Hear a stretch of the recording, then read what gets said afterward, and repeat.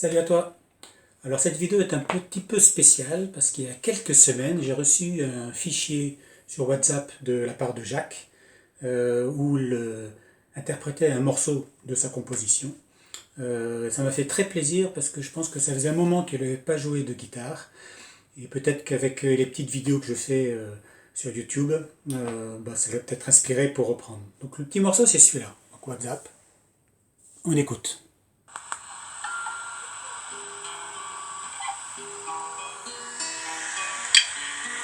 Mineur, si mineur, Do, Sol, La mineur, mineur, et Fa dièse, Si, Mi mineur, pas tout à fait Si mineur, pas tout à fait un Do, Sol, La mineur, oui, Mi mineur, Fa dièse peut-être septième, Si,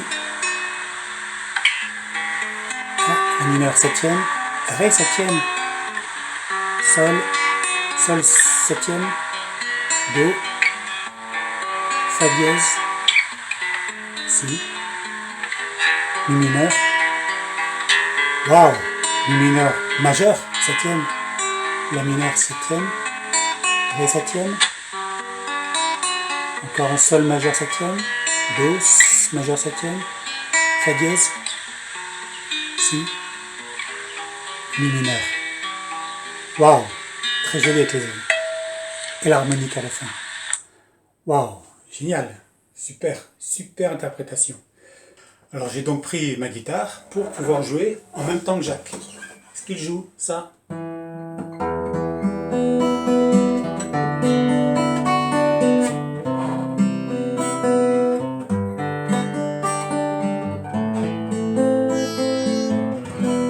Sauf que ça n'a pas été exactement comme ça. Écoute bien.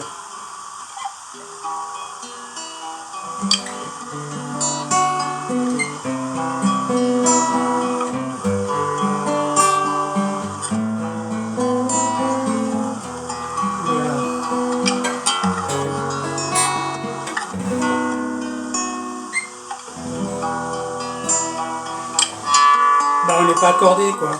Les deux guitares sont pas au même niveau. Alors je vais montrer un petit truc. Ne bouge pas, je reviens.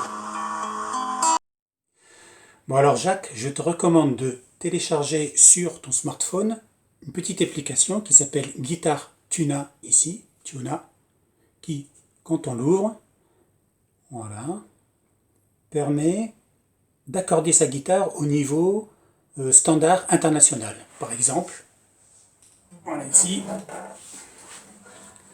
on voit que si je fais le Mi, c'est bon, un peu trop peut-être, non? Sol, c'est bon.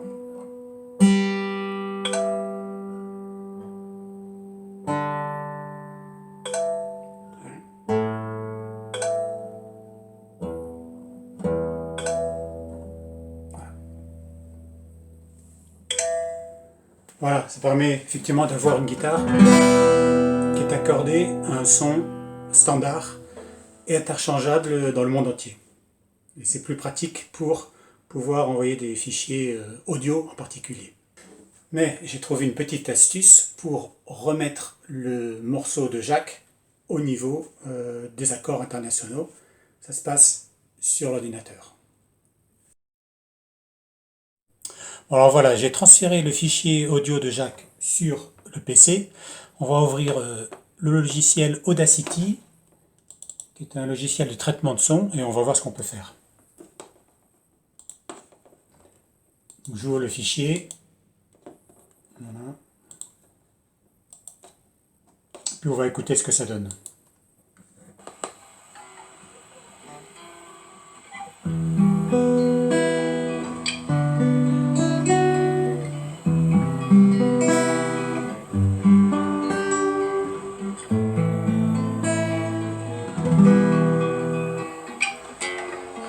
Bon, on entend bien.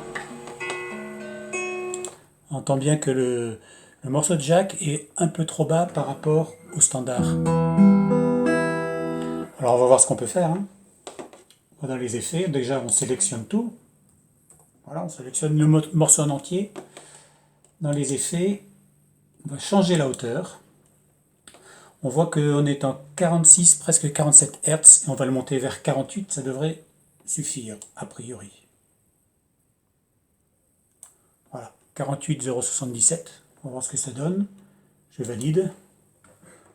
Voilà, le logiciel travaille et fait le traitement de la demande.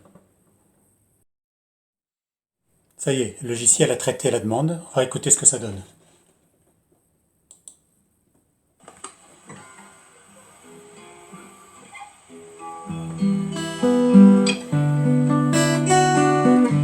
Pas mal.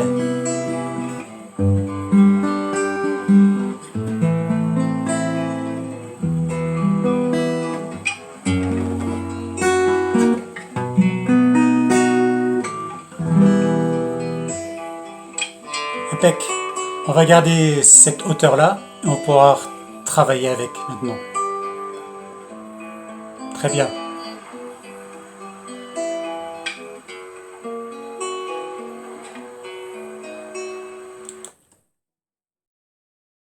Alors, petite analyse technique, parce que c'est toujours intéressant de savoir pourquoi certaines harmonies nous interpellent. On écoute les 4 premiers accords.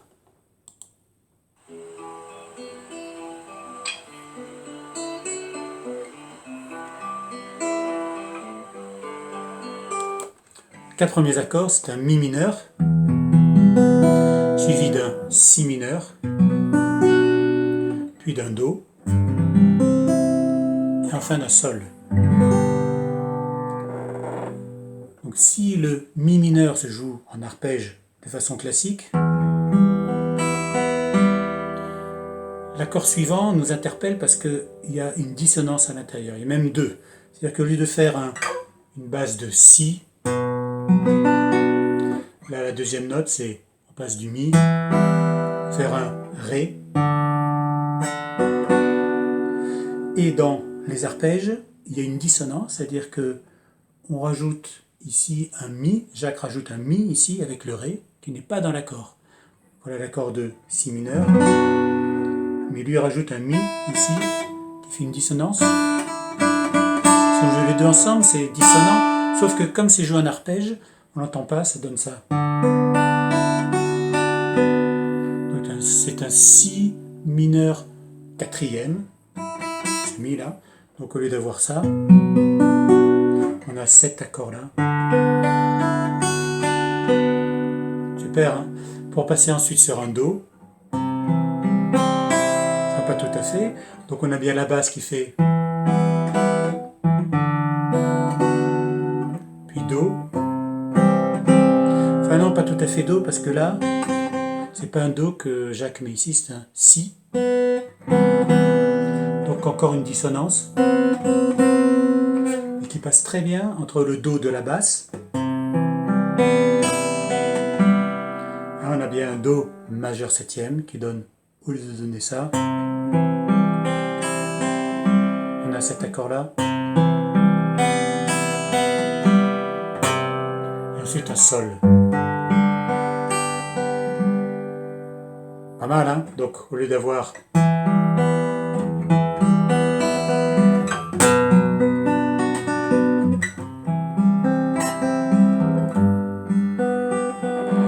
là, ce qu'on obtient, c'est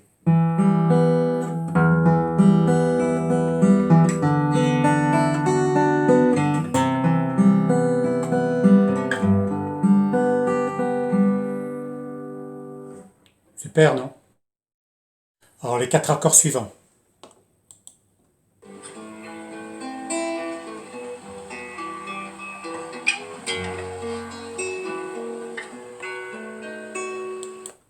Alors là, on part sur un La mineur, suivi d'un Mi mineur. Et là, grosse astuce parce qu'on passe vers un Fa dièse majeur. C'est-à-dire que le La qui était ici vient La dièse, un Fa majeur septième, on rajoute un Mi, qui a deux conséquences. On passe du La mineur de tout à l'heure, La dièse, vers un accord de Si majeur, et le Mi du Fa dièse, ici, redescend vers le Ré dièse du Si. Donc on a deux croisements, ça fait ça.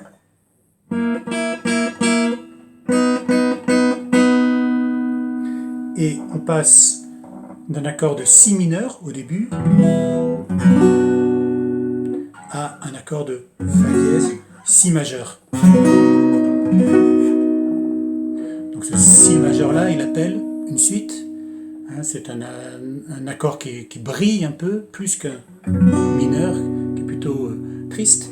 Là, il brille, qui appelle la suite, qui est le Mi mineur, qui redémarre le couplet initial.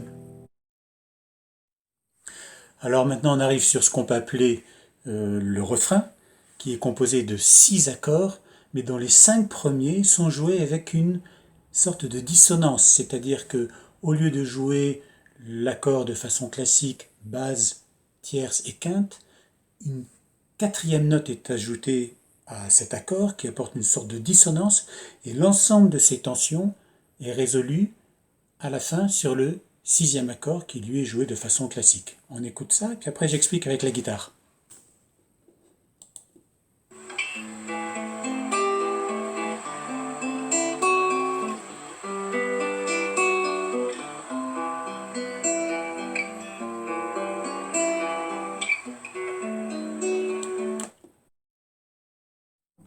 Donc le premier accord est un La mineur, auquel Jacques rajoute un Sol, ici, qui fait cette fameuse tension entre le La et le Sol, pour ensuite faire un Ré,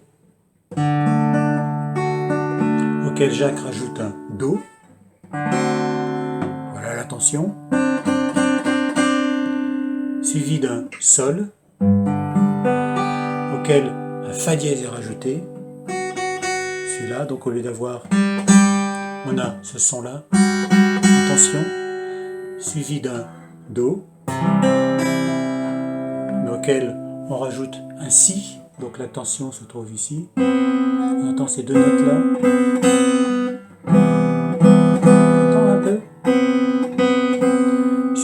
suivi d'un Fa dièse, auquel Jacques rajoute un Mi, qui donne ce son. Et là, on ne peut pas rester comme ça. Et c'est comme on ne peut pas rester en suspension comme ça. Et donc la résolution de toutes ces tensions se retrouve dans l'accord final, qui est un Si majeur.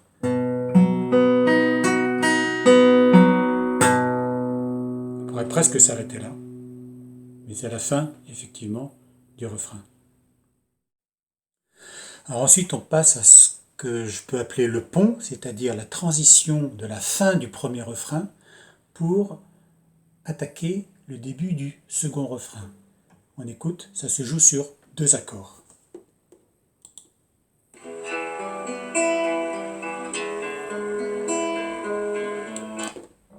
Alors là, 2 accords. On était arrivé à la fin du premier refrain sur cet accord-là, ainsi.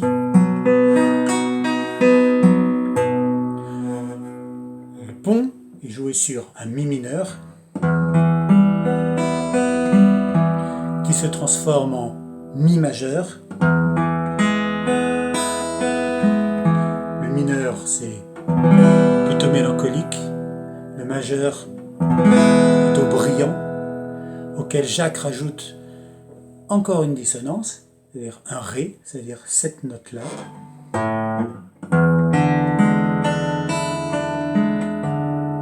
Donc, on est ici. Mi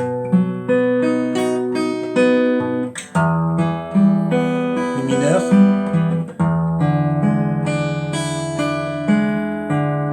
Pour repartir sur le début du refrain, La mineur 7e.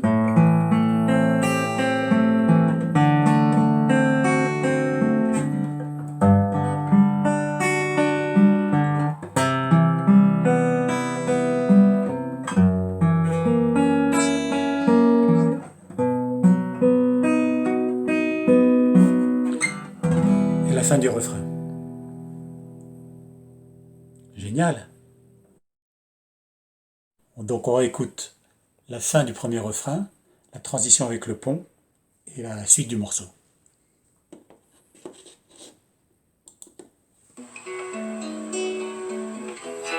Mi mineur, mi majeur septième, la mineur septième, ré septième, sol majeur septième, do majeur septième, fa dièse septième, si et mi mineur.